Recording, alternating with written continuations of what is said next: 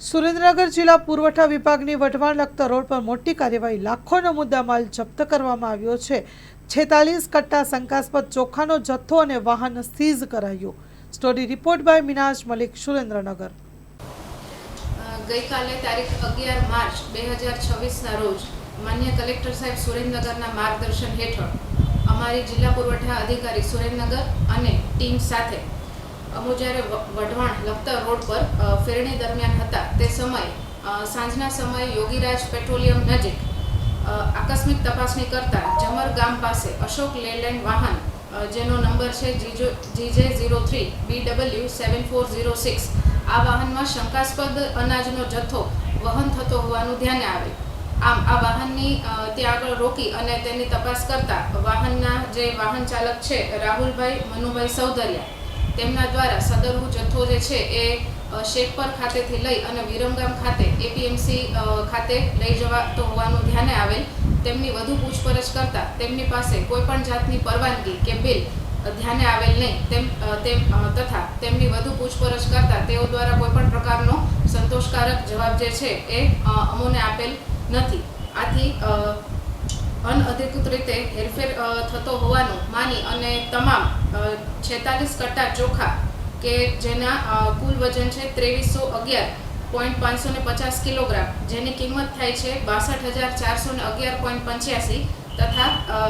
આમાં વપરાતું જે વાહન છે વપરાયેલ વાહન જેની કિંમત છે રૂપિયા 4 લાખ એમ મળી કુલ 4,62,011.85 નો મુદ્દામાલ જે છે એ આવશ્યક ચીજ વસ્તુ અધિનિયમ અંતર્ગત સીઝ કરી અને આગળની ધોરણસરની કાર્યવાહી હું એજી ગજ્જર જિલ્લા પુરવઠા અધિકારી સુરેન્દ્રનગર સર્વે સુરેન્દ્રનગરના રહેવાસીઓના ધ્યાને મૂકવા માંગુ છું કે હાલની પરિસ્થિતિઓને ધ્યાનમાં લઈને આપણા જિલ્લાની અંદર આવશ્યક ચીજ વસ્તુઓનો જથ્થો અને તેનું નિયમન સતત જળવાઈ રહે તે માટે થઈને માન્ય કલેક્ટર સાહેબ સુરેન્દ્રનગરના સતત માર્ગદર્શન અને સૂચનાથી જિલ્લાની અંદર દરેક જગ્યાએ પેટ્રોલ અને ડીઝલનો પૂરતો જથ્થો અવેલેબલ છે અને ક્યાંય પણ કોઈ પણ પ્રકારનો શોર્ટ સપ્લાય કે શોર્ટેજ છે એ હાલ ધ્યાન પર નથી। માટે દરેક રહેવાસીઓને વિનંતી છે કે પેટ્રોલ અને ડીઝલ બાબતે કોઈ પણ પ્રકારની ખોટી અને ભ્રામક માહિતી કે કોઈ ખોટી અફવાઓ પ્રત્યે દોરાઈ અને આપ એનો ગેરકાયદેસર સંગ્રહ કે કોઈ પણ પ્રકારની કાળાબજારી જે છે એ કરો નહીં। સાથે જ હું આપને જણાવવા માંગુ છું કે જિલ્લાની અંદર ખાસ કરીને અત્યારે સરકારશ્રીની સૂચના અને માન્ય કલેક્ટર સાહેબની સૂચનાથી જે એલપીજીના ડોમેસ્ટિક હાઉસહોલ્ડ સપ્લાય છે એને હાલ પ્રાધાન્ય આપવામાં આવે છે અને સાથે સાથે district nodal officer gas agency અને સાથે સાથે જિલ્લાની તમામ ગેસ એજન્સીઓને પણ સૂચના આપવામાં આવી છે કે આપ સતત જે પોતાનો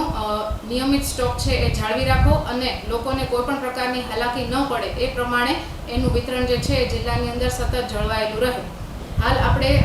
જિલ્લાની અંદર સરકારશ્રીની સૂચના પ્રમાણે ડોમેસ્ટિક હાઉસહોલ્ડ સિલિન્ડર્સ છે એના સપ્લાયને પ્રાધાન્ય આપીએ છીએ। એ રીતે હું લોકોને પણ જણાવવા માંગુ છું કે એલપીજી સિલિન્ડર્સ બાબતે એવું ધ્યાને આવેલું છે જિલ્લામાં અલગ અલગ સ્થળેથી કે લોકો દ્વારા ગભરાઈને અથવા તો કોઈ પણ પ્રકારની ખોટી ભ્રામક માહિતીઓમાં આવીને કોઈ ખોટી અફવાઓ પ્રત્યે દોરાઈને લોકો તરફથી પેનિક બુકિંગ ધ્યાને આવેલું છે, એટલે કે ઉતાવળમાં આવી અને લોકો ગેરસમજમાં આવી અને પેનિક બુકિંગ કરી રહ્યા છે। તો આપ સર્વેને મારી વિનંતી છે રિફિલ માટે એટલે કે બીજા સિલિન્ડર માટે એલિજિબલ થાવ છો 25 દિવસ પછી ત્યારે જ આપ બીજા સિલિન્ડર માટે જે છે એ એજન્સીનો સંપર્ક કરો, ત્યાં સુધી કોઈ પણ પ્રકારની ખોટી માહિતી કે અફવાઓમાં પ્રત્યે દોરાશો નહીં। અને ખાસ કરીને જિલ્લાની તમામ ગેસ એજન્સીઝ છે એમને પણ મારી સૂચના છે કે આપ સતત આનો સ્ટોક જે છે એજન્સીમાં જળવાઈ રહે અને કોઈ પણ લોકોને કોઈ ખોટી અગવડતા કે હાલાકીનો સામનો ન કરવો પડે। આ સાથે જ માન્ય કલેક્ટર સાહેબના સૂચનાથી અને એમના માર્ગદર્શન હેઠળ જિલ્લાના તમામ તાલુકાઓમાં મામલતદારશ્રી, નાયબ મામલતદારશ્રી તથા જિલ્લા પુરવઠા અધિકારીની ટીમ દ્વારા સતત ગેસ એજન્સીઝ અને અલગ અલગ સ્થળોએ જે છે એ ચેકિંગ હાથ ધરવામાં આવી રહ્યું છે, જેથી કરીને કોઈ પણ કાળાબજારી, સંગ્રહખોરી કે એવી કોઈ પણ ગેરકાયદેસર પ્રવૃત્તિ છે એ આચરે નહીં એવી અત્રેથી સૂચના છે। અને સાથે જ લોકોને પણ અપીલ છે કે આ સમયગાળામાં તંત્ર તરફથી જે કાંઈ પણ સૂચનાઓ આપવામાં આવે છે એમાં સાથ આપે, સહકાર આપે એવી અમારા તરફથી દરેકને અપીલ છે।